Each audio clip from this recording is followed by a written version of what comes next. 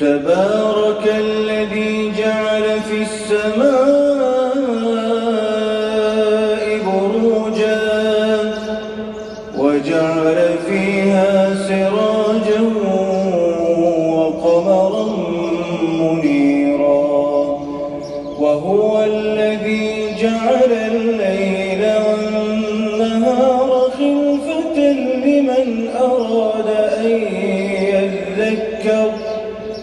لمن أراد أن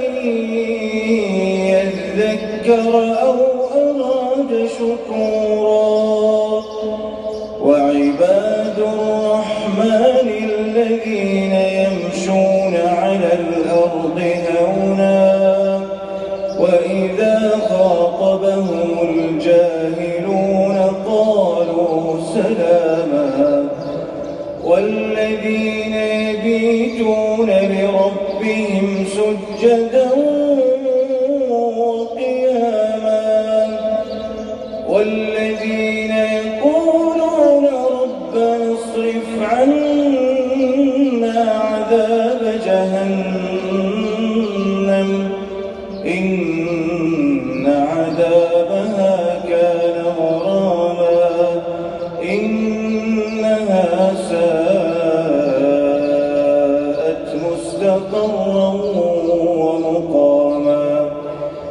والذين إذا أنفقوا لم يسرفوا ولم يقتروا وكان بين ذلك قواما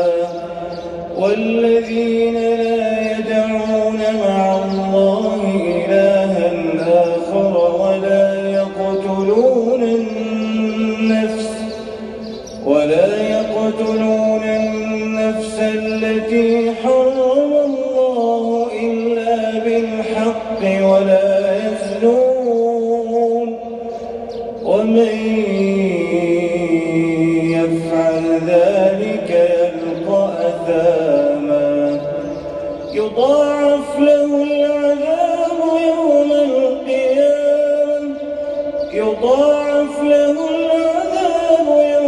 القيامة ويخلد فيه مهانا إلا من تاب وآمن وعمل عملا صالحا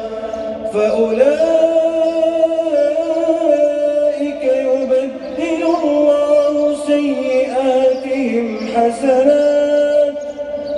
وكان الله غفورا رحيما ومن تاب وعمل صالحا فإنه يتوب إلى الله